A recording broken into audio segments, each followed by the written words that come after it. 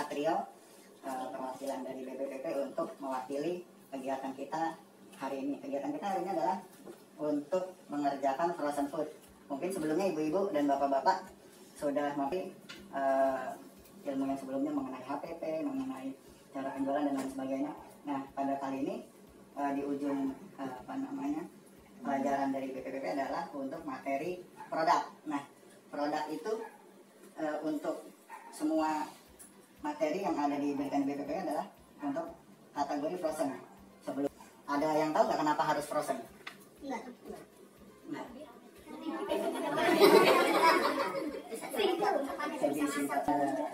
Jadi begini, saya sharing aja bukannya kan di sini tulisannya bapak-bapak dan ibu.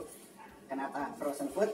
Data dari Nielsen ketika pandemi ini akan berakhir akan berubah secara keseluruhan dari segi pola ekonomi, pola struktur sosiologi dan lain sebagainya. Nah, kenapa frozen food ini untuk kalangan UKM akan menjadi sebuah pionir atau sebuah hal yang paling mudah dan paling dasar untuk dari segi modal, dari segi bahan baku, dan dari segi market. Market semua orang akan berubah, switching dari yang tadinya beli langsung di toko, kita bisa duduk, kita bisa sambil laku, berarti kita sudah tidak bisa yang namanya social distancing ini. Berarti kita harus melihat peluang yang ada di produk makanan. Sebelumnya ada yang tahu nggak?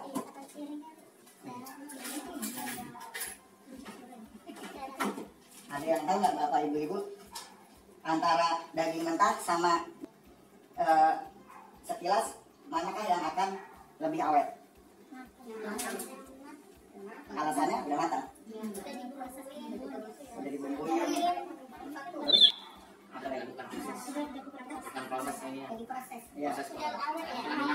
Ya, betul banget bapak-bapak ibu-ibu.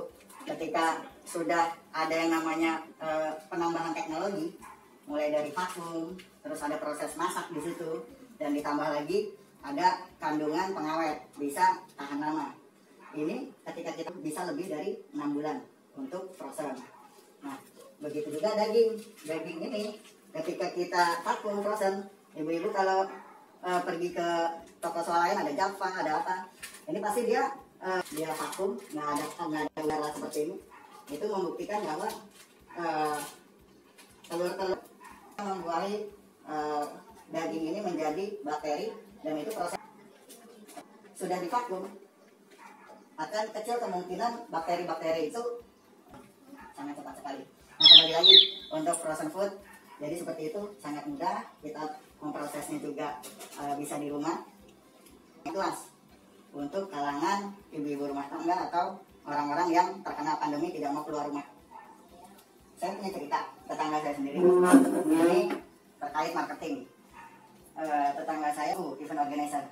Nah, ketika pandemi seperti ini, event di government atau di swasta itu semuanya tidak ada, dan dia tidak ada pemasukan. Terus dia bicara dengan saya, dia punya uang 2 juta. Nah, uang 2 juta ini bagaimana dia bisa bertahan hidup? Dia buat frozen food. Dan tahu nggak cara untuk menjualnya bagaimana? Online. Dan simpel, jual online-nya itu dia hanya dari Instagram.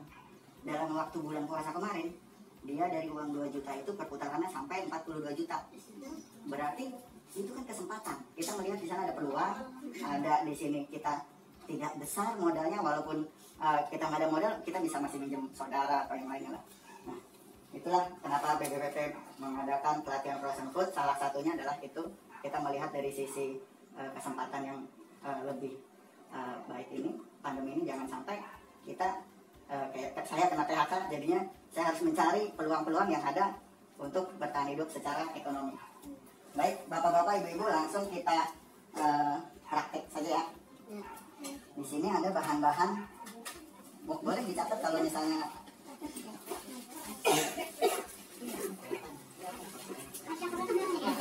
iya, masak. Kita masak domba frozen. Dagingnya segitu harganya berapa ya? Kalau di pasar itu sekitaran 120 sampai 130 sekilo. Kalau di frozen food sapi sama. Ya. Boleh dicatat bahan-bahan yang akan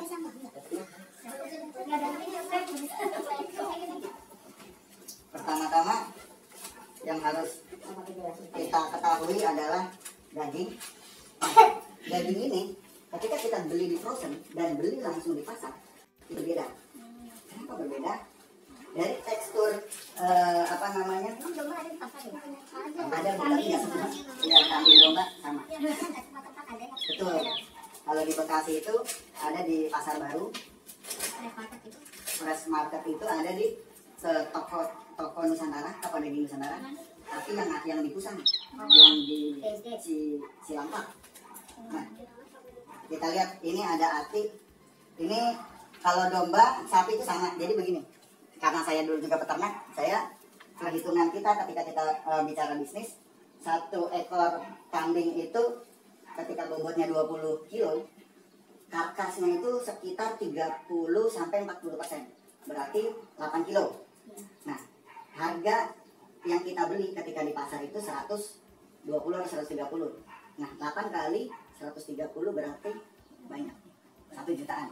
Nah, tapi kalau misalnya kita langsung motong dari kandang, itu lebih murah. Mana harus motong 1 ekor prosesnya. Nah, kembali lagi, karkas itu terdiri dari tulang, daging, dan hati. Tidak termasuk kulit, tidak termasuk jeroan, dan kaki, dan kepala. Itu di luar, itu namanya karkas. Yang kita beli tergantung kebutuhan. Contoh, saya punya produk ini promosi kan nggak boleh. Saya punya produk apa namanya kebuli. Nah, yang saya butuhkan adalah saya ngambil hanya dagingnya saja. Saya tidak ngambil karkas. Kenapa? Ketika kalau saya beli karkas, tulangnya itu belum bisa difungsikan untuk olahan kita. Nah, jadi kalau kita bicara variabel cost, kalau kebutuhan kita hanya daging, kenapa kita harus beli karkas? Oke, lebih murah dari pasar. Misalnya di pasar 130, di kandang bisa 100. Nah, tapi kan kita lihat lagi nih, kebutuhan kita apa? Nah, jangan sampai kita over cost atau over budget, itu juga harus kita hitung. Nah, pertama itu daging, harganya segitu untuk ukuran 1 kilo. Nah, terus bahan selanjutnya adalah bawang merah, bawang putih 100 gram. Campur apa masing-masing? Masing-masing. Semuanya bawang putih, Bawang merah 100 gram, bawang putih 100 gram. Untuk dagingnya dicampur ya, Chef? Itu tapi sama. Iya, tergantung kebutuhan. Kalau kita olahannya mau apa namanya rendah, kita butuhnya daging aja. Tapi kalau kita olahan yang lain kayak sop apa itu mungkin butuh tulang. Nah, ini ada beberapa sharing sedikit. Ini ada bawang kecil, ada bawang besar, ini ada bawang. Mungkin ibu-ibu lebih paham. Tapi saya lebih bahas mengenai budgeting. Nah, ketika kita bicara harga cutting sama harga bawang yang biasa, lebih murah bawang biasa. Tapi kenapa kita belinya yang cutting? Walaupun harganya lebih mahal. Lebih hemat apa? Iya, lebih hemat, betul. Kenapa lebih hemat? Kita menghitung persentase dari hasil yang ada. Jadi, misalnya kita setelah dikupas, rata-rata cutting itu hilang dari 1 kilo itu 10%, berarti 1 on. Nah, kalau misalnya apa namanya yang biasa itu lebih dari 1 on, walaupun harganya lebih murah.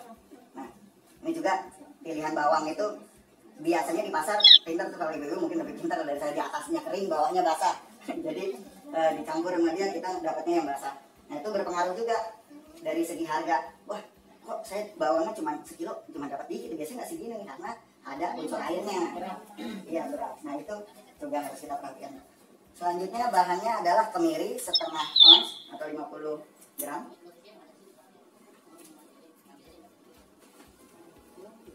Terus selanjutnya jahe dan laos 2 ruas jari. Nah, 2 ruas jari itu segini. Ini juga saya dapat ilmu dari orang tua saya. Kalau dulu ketika bicara ruas jari itu ternyata kita mau menghitung nasi, mau menghitung bumbu dapur itu pakai ini. Jadi ini kalau mau nasi ulam, ini mau bubur, ini mau jadi air. Jadi memang Nah, seperti ini. Memang kalau kita takar dan hasilnya pun hampir sama dengan yang kita hitung. Contoh nasi atau beras seliter, nah biasanya airnya itu 1 liter. Nah itu seperti itu. Itulah hebatnya orang Temanggung. Selanjutnya ketumbar 2 sendok teh, merica 1 sendok teh.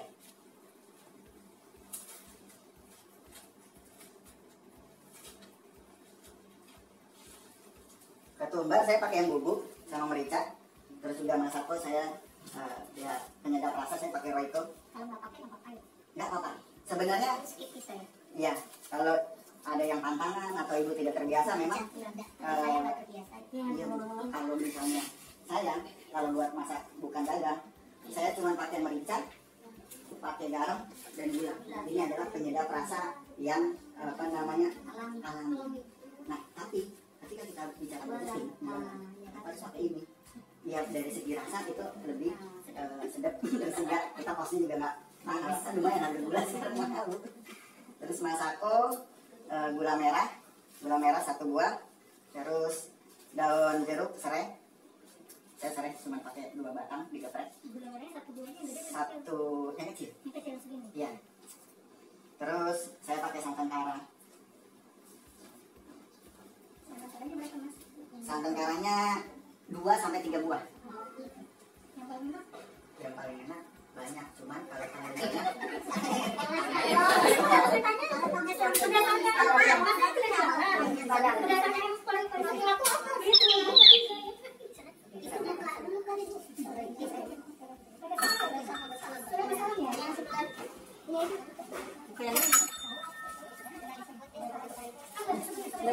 ya. Kita mulai masak ya. Secukupnya. Minyak secukupnya. Karena kalau buat numis bumbu aja. Nah ini bumbunya yang tadi bawang merah, bawang putih, kemiri ini semua di blender. Nah di blender jadi satu, terus baru dimasukin. Iya jahe. Semua bumbu sudah Enggak, cuma bawang merah, bawang putih, kemiri, jahe laos. Nah ini juga ada trik yang membedakan nantinya masakan ibu-ibu dengan masakan yang lain. Ini adalah kunci. Kuncinya begini. Ketika kita mau blender, yang kita lakukan adalah menggongsengnya. Dan itu rasanya akan berbeda ketika kita hanya langsung di blender. Itu beda. Digongseng dulu, nggak usah pakai minyak. Ya, bawang merah, bawang putih, kemiri, itu keluar aroma. Ya. baru di blender gitu kan? Baru di blender. Biasanya cuma kemiri doang kan? Iya, itu cobain pasti berbeda. Dires dulu nggak? Oh, nggak dires dulu, digoseng. Nggak usah.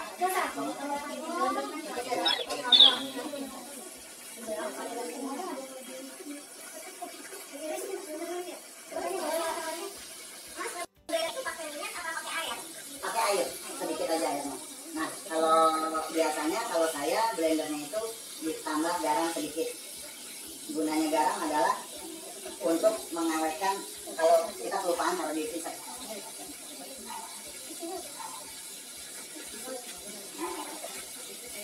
Garamnya asal aja ya? Ya, Garamnya asal aja.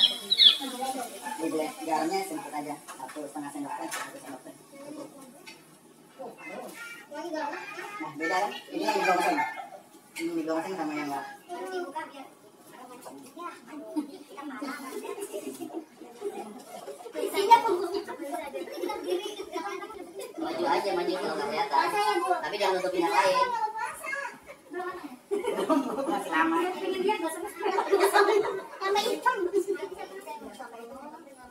Baru dimasukin baunya udah berasa ya? Biasanya kan dia nunggu kayak Betul.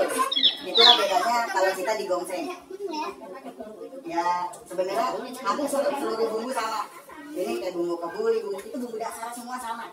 Cuman itu saya buka rahasia karena kita akan jualan, kita yang berikan yang terbaik buat konsumen, itu kuncinya. Ini dagangannya ya, Chef? Bukan? Iya dagangan. Punyanya kok udah. Chef juga jualannya bumbu jadi gitu. Iya, jadi saya itu 2015 saya kena PHK. Saya pertama kali dagang itu jadi petani ikan. Terus saya juga sempat jualan pakai gerobak nasi kebuli. Cari kursi di belakang boleh. Saya ada modal waktu itu, saya punya perusahaan software. Nah, Tapi memang itulah hebatnya ya. Ketika saya jualan makanan itu ada suatu keunikan, yaitu saya merasa ada keberkahan ketika kita memberikan makanan ke seseorang dan kita merasa puas. Di situ nilai yang saya dapat itu kayak saya merasa senang, dia senang, berkah terus. Jadi dengan sendirinya kita itu jadi senang untuk dagang makanan.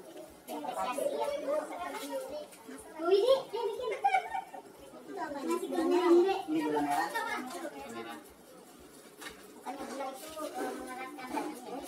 Iya, sifatnya dia ngentelin, kunci.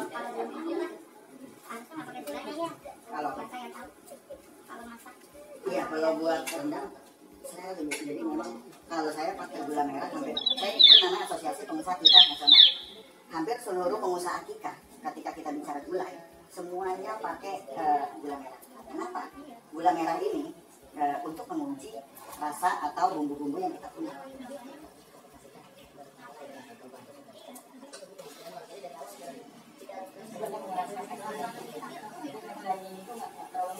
Nah, ini juga saya mau ngasih tahu kunci juga ketika kita masak, gula pasir, merica sama garam ini terakhir. Nah, jangan sampai, kenapa? Betul, garam kalau kita dia kena panas dia akan larut. Nah, ketika di awal itu kita berikan itu bagus, tapi kita akan over budget untuk gula garam. Nah, tapi kalau kita berikan di terakhir itu adalah pengatur rasa yang kita inginkan. Oh, ini kurang asin, kurang manis, seperti itu. Jadi ini juga ini terakhir. Ini kemiri tadi sudah di blender.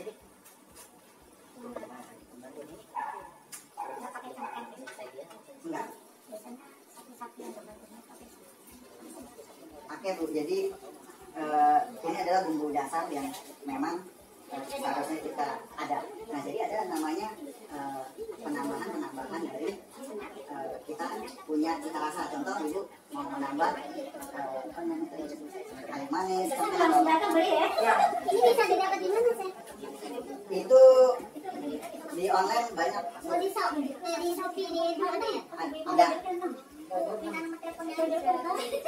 Soalnya segede. Caranya dua. Ini dua.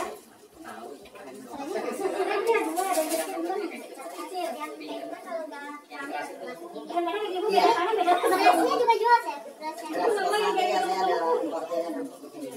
Kalau jeruknya 5 cukup.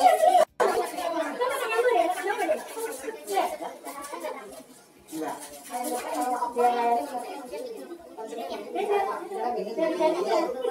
Bumbu gula.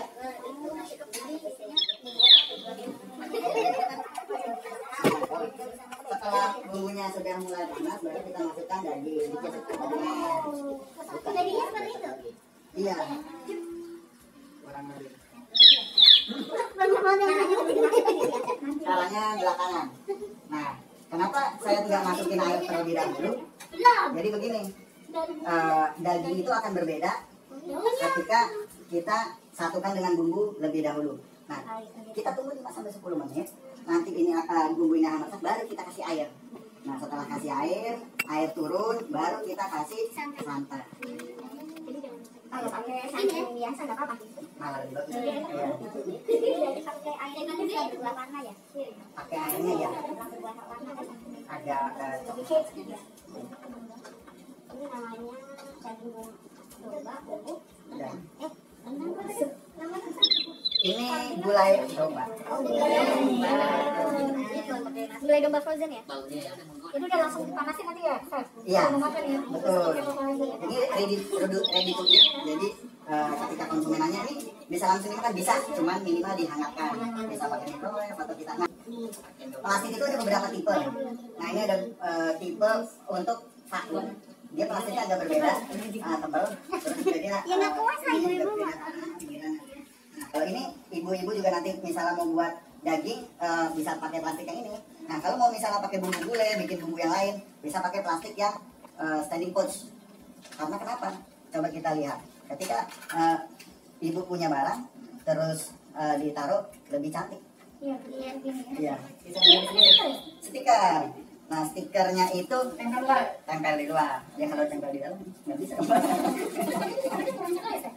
Iya. Jadi, nah ini beda Bu bahannya. Ini yang terbaru saya ini. Nah, ini bahannya sama yang itu Siap beda. ya, saya kritik. Saya juga. Saya tim penilai, saya. Siap Bu. Dia pemilik, Bu. Kan kalau dari psikologi, kalau ada yang itu orang nggak sama karena gitu. Jadi kalau ada forensik, mana? Itu dari psikologi ya, Bu? Kalau dari perut sih kayaknya enak-enak aja, Bu. Kalau Indonesia kan itu psikolog itu tadi. Di luar sih udah lihat deh, Ibu kalau beli TV ini kan tadinya yang kemasannya menarik, yang cantik itu mama banget. Merah sencing. Kalau dulu main aja sama coklat ini deh,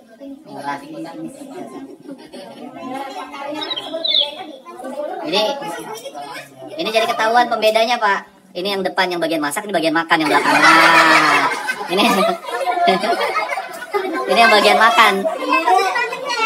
Bagian makan nunggu hasil. Sudah saya sebutkan caranya jeruknya minimal 5. Lebih banyak lebih wangi. Nggak pakai daun salam ya. Tapi bapaknya biasa kalau ada jeruknya kebanyakan. Biasanya pas Daun jeruk yang bikin pahit itu kalau kita kebanyakan bumbu. Nah, bumbu itu yang bikin pahit itu adalah pertama peka. Kalau yang kayak bintang itu bikin pahit. Itu ya. Terus juga yang namanya merica itu nggak boleh banyak. Kalau kita banyak, selain pahit juga pedes. Itu merubah rasa. Kayak sakit hati pedesnya ya? Beda lagi. Kayu manis boleh. Jadi lebih baik banyak gula jadi lebih manis kehidupannya. Nah, Lebih baik sakit gigi, Bu, daripada patah hati. Mendingan sehat ya. Ayo coba tim penyiap makan, angkat tangan. Iya. untuk vakum di toko ada. Ini jual 40.000. Dia saya jual reseller 35. Nah, ini nanti kita bicara. Ibu-ibu boleh duduk lagi yuk, yang belakang biar. Nah, Hari kita hitung-hitungan.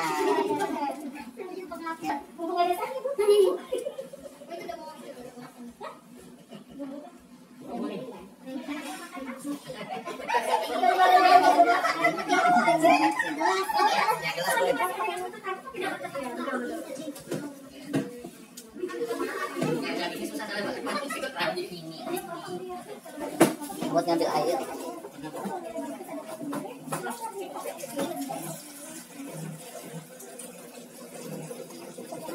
Ibu-ibu gimana sesi pelajaran masak-memasaknya? Mantap. Ya, ini kan udah lebih dari 5 menit. Wanginya juga udah. Saya yang puasa aja pengen buka ini. Pengen sahur ya. Mau sahur ya.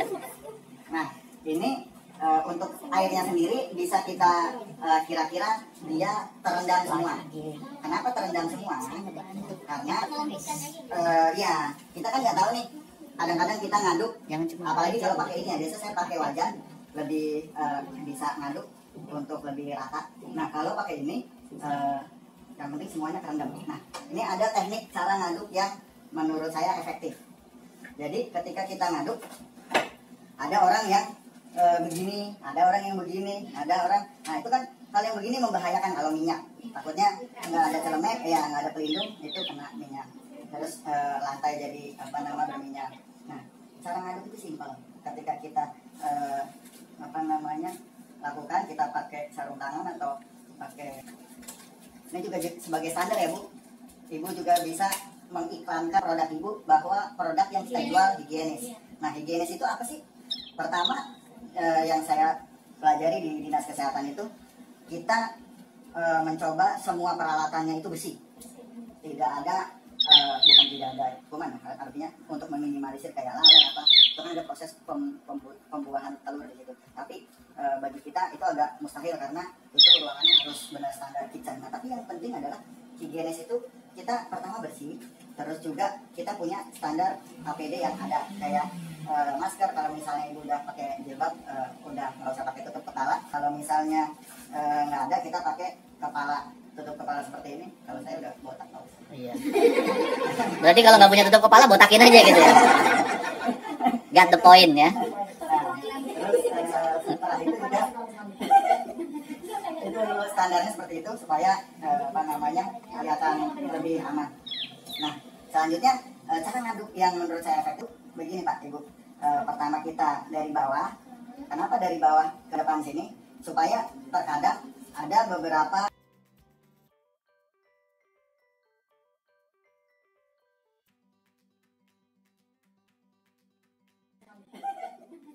itu standarnya seperti itu supaya apa namanya kelihatan lebih aman.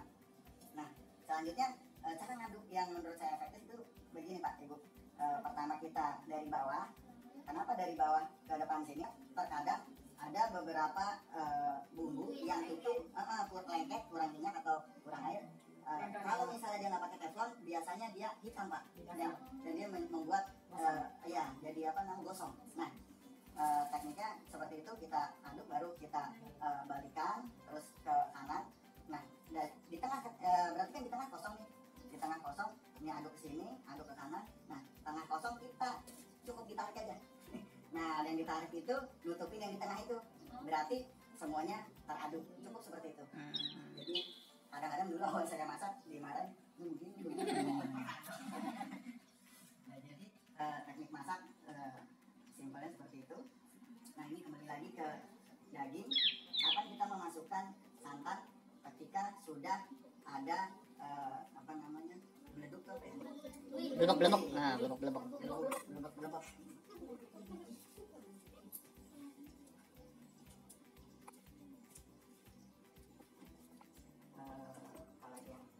Ada yang mau ditanya nggak Bapak Ibu seputar apa namanya cara masak atau memilih bahan baku, ataupun tadi kita mau bicara HPP nih. Kita mau bicara HPP. HPP-nya Ibu udah tahu ya, kemarin udah belajar ya Bu. Nah ada yang mau jawab nggak? Kalau misalnya kita jualan ini frozen daging, kira-kira HPP berapa? Terus jualnya berapa? Kalau ada yang bisa jawab, saya kasih. 1 kilo atau 1 kilo. Berapa HPP yang kita apa namanya? Untuk 1 kilo itu satu bungkus 1 kilo juga? Apa Ya. setengahnya? Jadi Ini harga daging 120 atau 130 ya jelas? ya kita harga daging kita samain 120. Terus tadi bahannya apa aja? Bumbu disatuin aja harganya. Iya. Dari yang pokoknya Iya. soalnya gula 1 kilo 20.000. Nah, kalau segitu HPP untuk 1 kilogram 1 kilo dari opor dan apa? Iya, Daging gulai domba. itu 200 ya? 225 ya? HPP-nya 225. Ya, Terus harga jualnya 300. 225 hitungnya bagaimana? Kenapa harus jual 300? Biar dapat sayur. Karena kita itu modal awal ditambah dengan tenaga kerjanya juga gitu kan. Nah, ya kan? Gitu, tenaga kerja. Sewa material, terus kayak plastik kemasan semua kita tambahin. Kurang lebih sekitar 225. 225. Nah, terus dari ininya keuntungannya kurang lebih 40%. Sekitar 40%. Ah iya. Ya. Ya, Bapak. Nah, tadi kita hitung 120. Jadi kita hitung bareng-bareng yuk. Gimana cara ngitungnya? Tadi kan harga daging 120. Tapi kita ambil yang termahal 130. Kenapa harus 130? Kita nggak tahu kapan harga daging itu turun, dan kita nggak tahu kalau kita pakai harga termurah terus kebutuhan yang meningkat, itu akan jadi over budget bagi kita. Nah maka kita pakai cost yang aman atau harga yang aman itu 130 untuk dagingnya. Nah selanjutnya bumbu-bumbu, bawang merah, bawang putih, kemiri. Bawang merah itu harganya 60.000, berarti kalau cuma 100 gram kita cuma 6.000. Begitu juga bawang putih 40.000, berarti butuh 4.000, 10.000. Terus kemiri, jahe, gula, Bumbu dapurnya iya, aja. udah aku 5.000, jadi 15.000.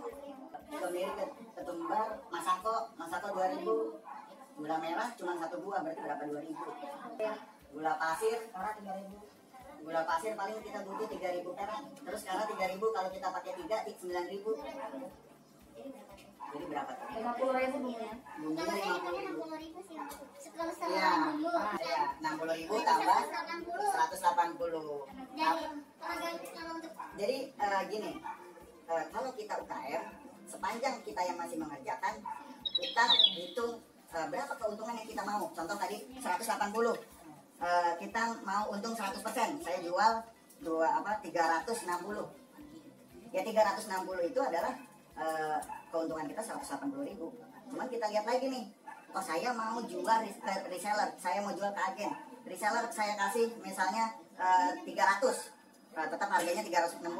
Berarti kita keuntungannya yang dari 180 itu dari 300 berarti 120. Nah itu untung kita, tinggal kita berapa target yang harus kita capai. 120.000, kalau misalnya ada 100 berarti berapa? Oh, banyak, 12 juta. Nah 12 juta itu omset kita, untung kita. Nah tinggal kita punya karyawan satu, udah cukup banget. Misalnya karyawan 1,5 atau 2 juta, kita dapat 10 juta dengan target 100, tapi kan terlalu tinggi. Target misalnya 50 atau 30, masih masuk akal. 50 berarti kita dapat 6 juta. 6 juta masih bayar karyawan 2 juta, masih oke lah. Jadi itu kesempatan atau keuntungan yang kita dapat. Nah selagi nungguin ini, kita nungguin. Ada yang tahu nggak proses mengemas itu seperti apa?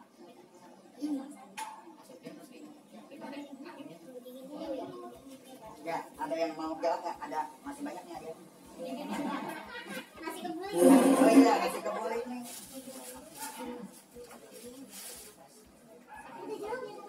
Ayo, ada yang tahu nggak cara prosesnya masak?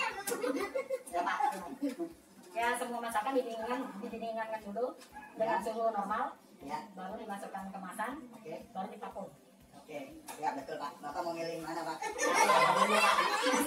Saya masih dulu. Silakan Mbak Ibu. Betul Pak. Jadi memang kita nggak boleh panas langsung masukkan ke dalam plastik. Kenapa? Ketika kita masukkan dalam posisi panas, itu ada udara yang keluar. Nah itu lebih cepat proses pembusukannya dibandingkan kita tidak dianginin dulu atau apa. Semua makanan itu sama, mau nasi, mau frozen food ya terlebih ya. Itu kita harus didinginkan terlebih dahulu sampai suhu ruang. Nah caranya itu bisa kita pakai kipas angin atau kita pindahkan wadah, asal nggak langsung masuk kulkas. Kalau kita masuk kulkas itu akan merusak tekstur atau rasa itu sendiri. Mulai dari panas, tahu-tahu kita masuk ke dingin. Jadi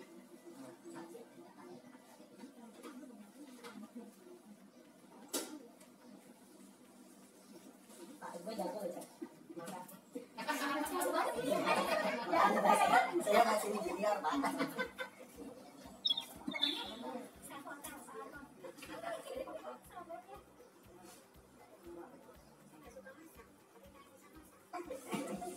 Ya Bu.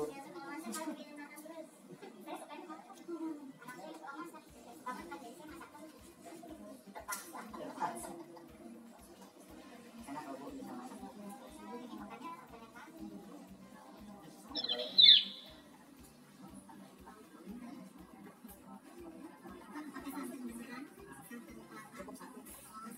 Iya. Kalau sebenarnya dua sih. Kelapa itu kan sebenarnya dia selain ada minyaknya, dia untuk penyedap atau gurih-gurih. Jadi itu selera. Nah, saya itu kan kalau misalnya saya masak, kalau orang Minang kan kalau bulan Ramadan itu harus punya rendang. Jadi kalau kita masak sendiri ya kelapanya harus banyak. Itu ya emang mahal sih, cuma rasanya beda.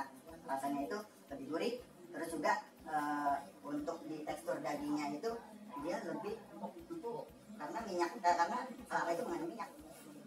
Jadi kalau ditanya berapa kelapa yang harus kita butuhkan untuk 1 kilo daging, minimal tadi 3 atau 2 santan kara.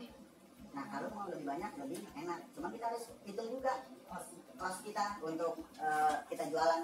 Kalau kita jualannya itu kita main putarannya, udah saya mau harga yang murah, yang penting barangnya keluar terus, ya udah selesai. Kita murah aja jualnya. Terus kita nggak usah banyak-banyak di santannya.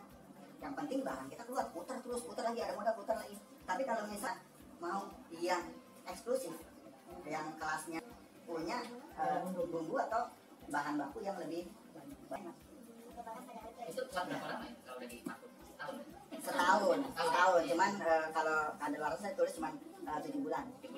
Hampir semua, jadi dulu saya pernah kerja di Consumer Good, hampir seluruh makanan itu punya dia ada masa yang dia turunin. Jadi contoh masanya itu makanan yang bungkusan itu setahun atau 2 tahun. Biasanya dia kurangin 30% atau minimal 20%. Jadi 3 bulan, seperti itu. Jadi kadang-kadang kalau udah ada tulisannya basi, dulu waktu saya masih kerja, ya saya makannya saya tahu karena dia memang punya standar yang tinggi, standar lokal. Iya, itu masih aman dimakan. Iya, aman.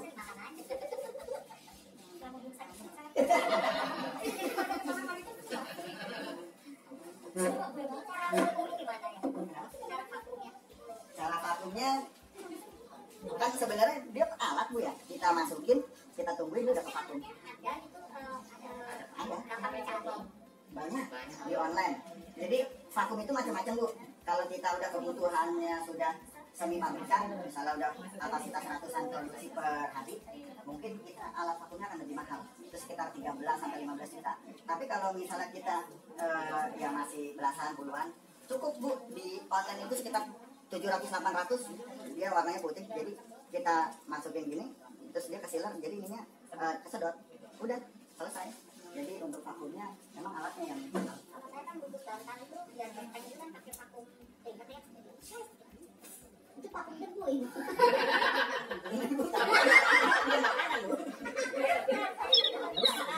Ya.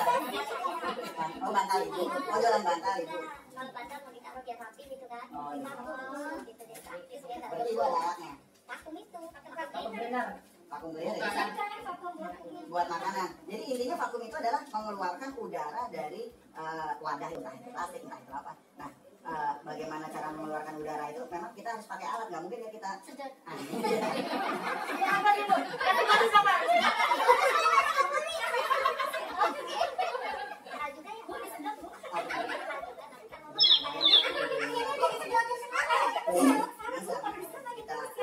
kita itu punya market itu bagus.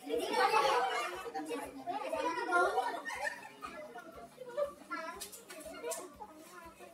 baru kita masukin, ini udah mulai menggerodak, terus merica. Garam itu cukup 1 sendok teh, tapi nanti kalau kurang lebih bisa kita rasain. Yang penting mericanya jangan banyak Bu. Merica itu cukup 1 sendok yang tadi sudah dicatat sama itu.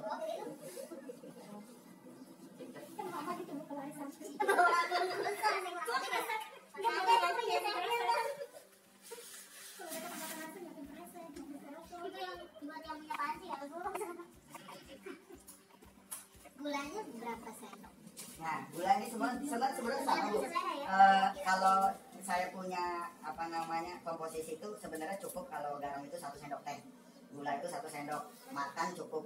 Dia harus lebih banyak daripada garam, karena gula itu selain dia ngikat juga apa namanya menyatukan rasa. Gula merah. Kalau Waktu merebus daging ya? sebelum proses bumbu Pak. Nah, ada beberapa yang harus diperhatikan ketika ibu memang mau fokus di frozen food. Kita mencari pasar, kita punya merek, kita mengurus perizinan, itu juga harus kita perhatikan. Kenapa? Suatu ketika, ya amin lah, ketika bapak ibu di sini semua punya bisnis frozen food, dan wah orderan saya udah puluhan juta, udah ratusan juta. Nah, itu kita harus mempertahankan apa yang namanya merek atau brand. Nah, bagaimana mempertahankan itu? Kita harus memiliki izin. Nah, contoh, saya itu punya logo. Nah, logo ini bagaimana kalau misalnya kedepannya saya bagus, berarti logonya saya pakai ini. Nah, ketika ada orang culas, si alat ini udah bagus nih, curi sekarang gampang, udah copy, paste, tinggal edit di Illustrator segala macam, udah selesai, udah dia tempelin. Saya nggak punya, ketika saya mau naik banding, bapak mana datanya, pas nanti udah nggak punya, terus Tahu dari mana ini punya bapak? Iya, punya siapa ya? Ada pak. Teman saya udah bagus akikahnya, udah berjalan 45 tahun. Tiba-tiba merek dia dihakikin sama orang. Nah, ketika dia mau menuntut, sulit. Dia tak punya data, nggak punya paten. Sementara ketika kita mau ngurusin hak paten itu sekarang nggak susah pak, gampang. Kita buka apa namanya haki, kita bayar online bisa. Semua sekarang online. Jadi itu yang harus diperhatikan. Adanya pertama tadi merek kita, izin segala macam. Terus apa lagi tadi? Merek, terus juga logo. Iya, kalau higienis itu terkait produksi. Ini ada terkait masalah marketing atau ke depan yang harus kita jaga ketika produk kita sudah dikenal orang atau market kita sudah luas. Nah itu harus kita jaga. Yang pertama tadi merek di hati. Nah, terus perizinan kita ngurus IOMK. Itu IOMK itu ngurusnya mudah di oss.go.id, itu online juga dan langsung keluar. Jadi udah nggak ada lagi yang namanya kita takut, susah, sudah nggak ada lagi. Tinggal intinya ya kita kerjain apa enggak, mau apa enggak. Jangan sampai